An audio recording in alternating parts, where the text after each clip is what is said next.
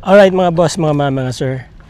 Andito ako ngayon sa Bued Mangrove Reserve Park.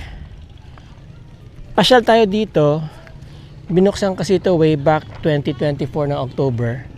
Itong kanilang walkway na 400 meters. Nasa 8 hectares po itong mangrove park na to. Tanong natin kung saan tayo magbabayad ng entrance fee. Yan.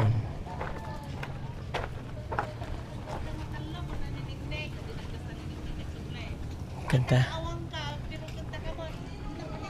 Yan yung 100 Island. Actually, may mga boats din na available dito para makaikot kayo. Tapos, may binabayaran ditong entrance fee.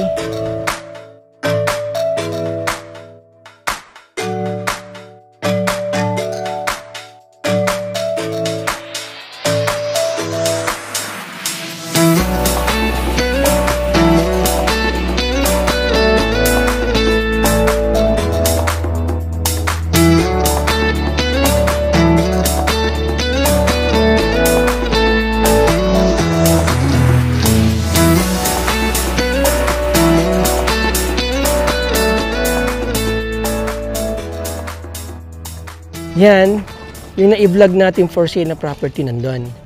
Ito yung sinasabi kong kalsada or tinatambakan nila na dudugtong dito sa mangrove forest, no?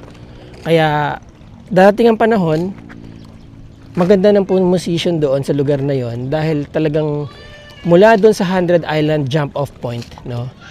Diretso na dito yung kalsada. Tapos, somewhere dito, sa likod niyan, magkakaroon ng ferry terminal going to La Union, and then Dagupan, and then Alaminos. Yan.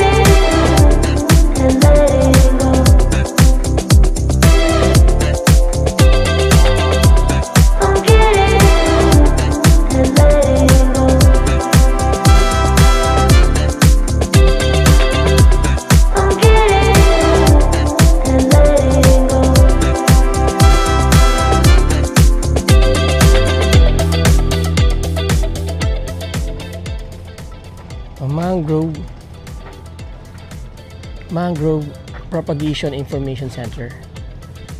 Ayan. Meron silang 10 pesos na entrance fee. So this is the activities. These are the activities, no? wildlife observation, enjoy 450 meters boardwalk with forest path, experience serene and peaceful environment, photography, of course, species appreciation, educational research, unwind and connect with nature. Now, these are the rules, guidelines. Yan, bawal magsigarilyo, bawal siyempre vandalism, walang littering, hindi pwede yung bike. Of course, you have to respect nature and stay on designated path. Ayan.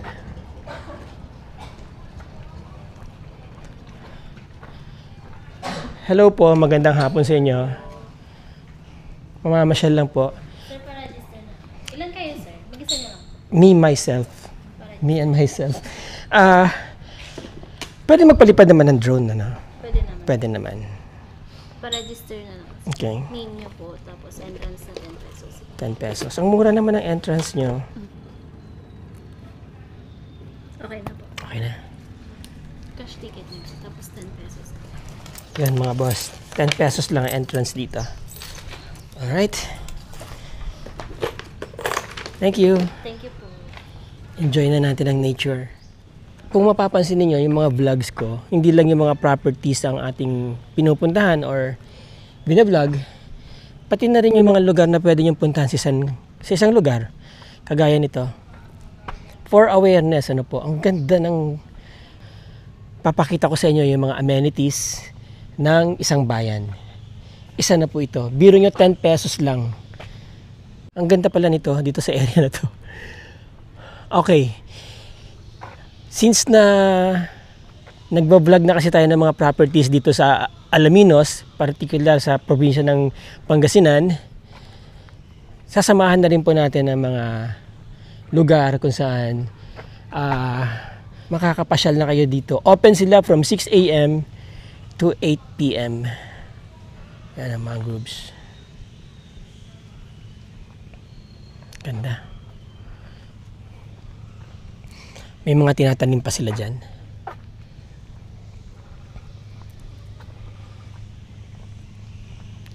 Naririnig niyo yung mga ibon?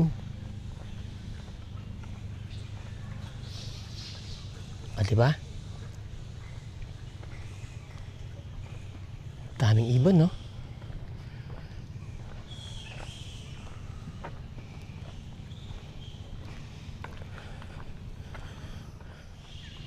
Now, dito, pwede po kayo mag-arkila ng boat dito papuntang 100 Island. Ayan na po yung 100 Island. Actually, that is 124 islands, 123 kapag low tide. Ibig sabihin, merong isang luli na isla. Lulubog, lilitaw. Ito yung mga ibang mangroves na pinapropagate nila. Kaya kapag naglakihan yung mga mangroves na yan, imagine niyo ito, masasakloban ito, di ba? Ng mangroves, no? Bata pa yung mga mangroves na yan.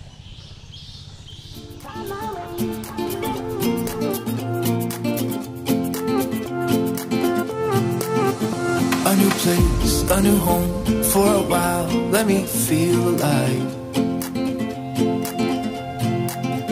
Nothing to hold me back, take my time, just enjoy the ride. A new man passing by, life is good, best I've ever felt. Get me up, somewhere new, somewhere I can find myself. Oh, I feel so alive. As I reach out to the sky. I found my way. I was in the dark against it all, but made it through the day. Cause I found my way. In bad times, I know I'll be okay. Cause I found my way.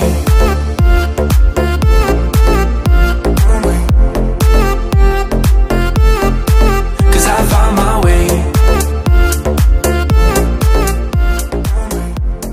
marami na ring isdang nagbabahay dyan. Ano nila yan eh? Sanctuary. Haven.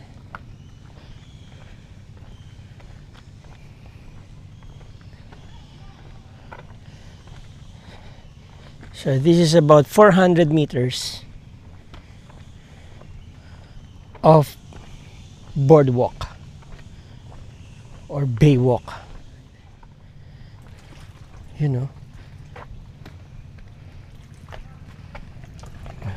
Yung ugat ng mangroves.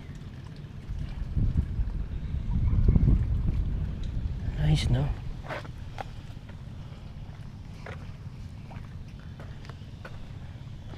Yan ang kanyang bunga at the same time, yan na rin yung buto niya. Patulis yan eh. Pag bumagsak yan, tutusok yan dito sa buhangin at tutubo na naman uli siya. Kaya mapapansin ninyo, talagang dikit-dikit sila. Kumbaga kapit ugat. Para lalo silang hindi kaya basta-basta mabunot kapag ka malakas ang hampas ng alon. Kapag ka may mangroves dito sa shoreline ng isang coastal area, malaking protection yan para sa tsunami. Lalo na kapag malalaki na sila.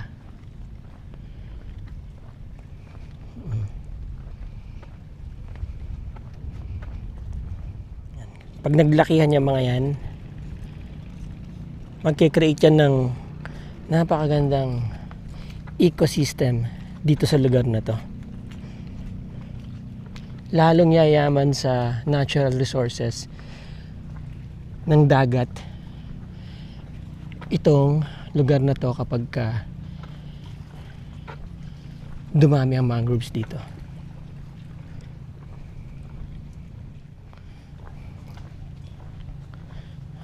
Pagatpat,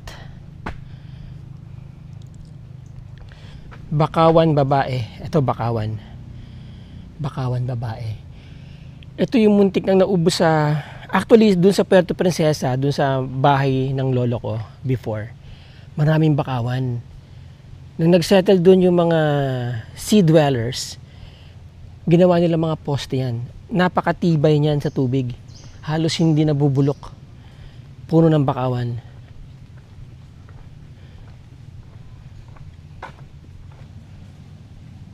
Diba? Napaka-tranquil, no?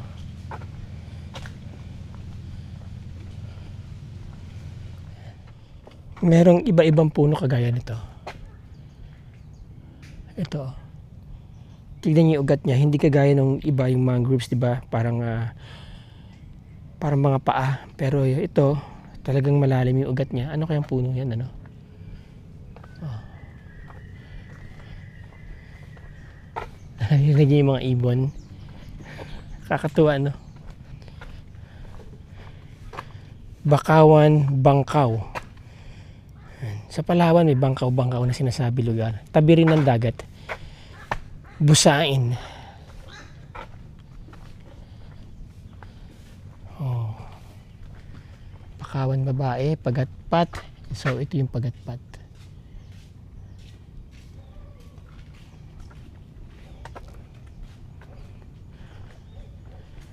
Alright. Buta-buta.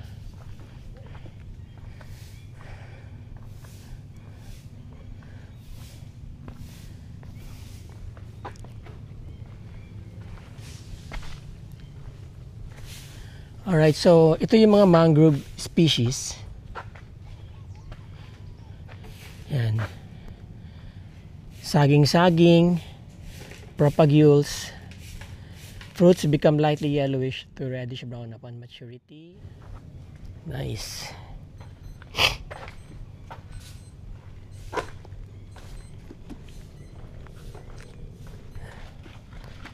Diyan naman po, ano po meron dito? Diyan. Mga halaman din. Tapos kubo-kubo. Ayan.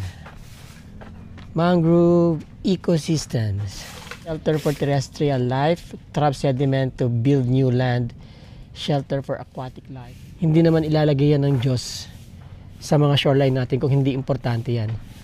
Kumbaga, Ano yan, nilagay yan dyan para mag-survive ang tao. Everything na nandito sa mundo, ultimately, para sa survival ng species natin.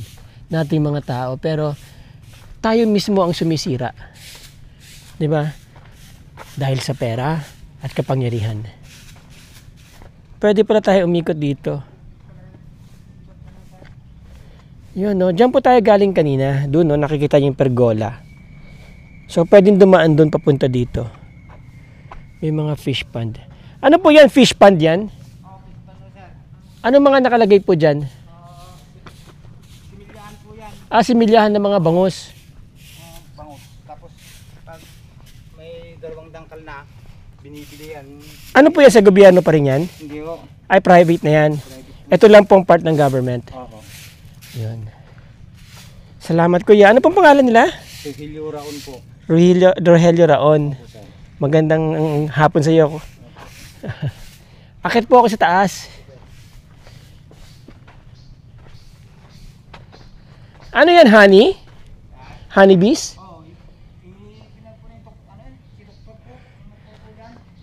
May honey na ngayon. Meron pong honey. Oo.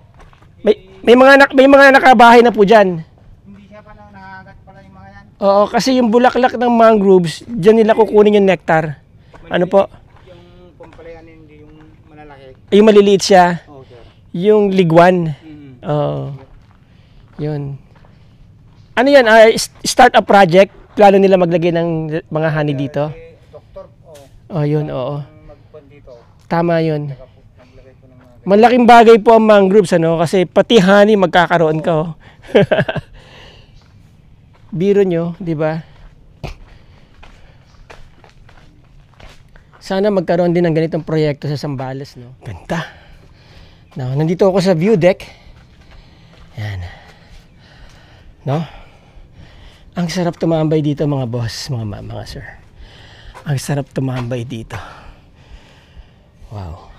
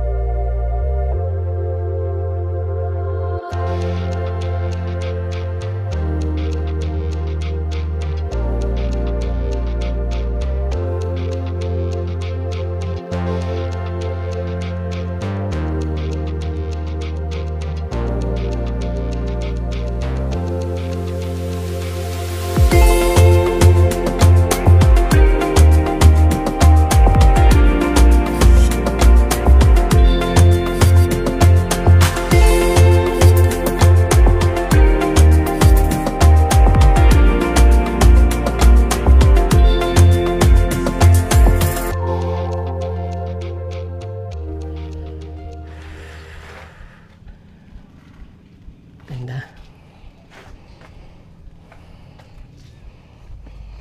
Yan. Ito yung mga mangrove seedlings. Ayan po.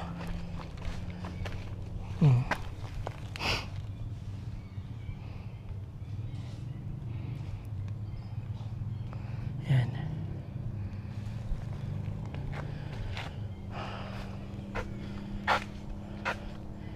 Yan dito. May mga boat sila dito.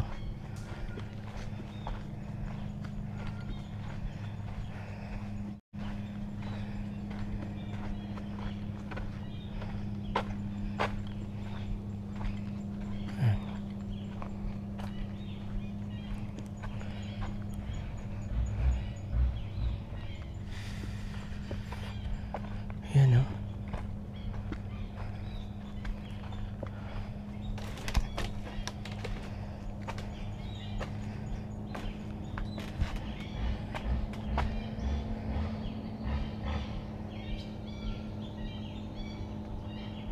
Kapag turismo ang lumago sa isang lugar, mas distributed ang wealth, no? Mas distributed ang gine-generate ng pera ng isang bayan sa kanyang mga nasasakupan. Kapag naprotektahan natin ang ating environment, magbibigay ng kakaibang ganda sa isang lugar. 'Di ba, kagaya nito? May mga ibang bayan kasi na mas pabor sa mga leader nila yung minahan dahil mas mabilis ang pera dun eh. 'Di ba? Tsaka mas malaki yung mga under the table. 'Di ba? Huwag na tayo magpaligoy-ligoy. Patotoo naman 'yan, no? Alright? Again, mga boss, mga ma'am, mga sir, maraming salamat sa inyong panonood. Maraming salamat sa inyong oras. Till the next video. Ciao.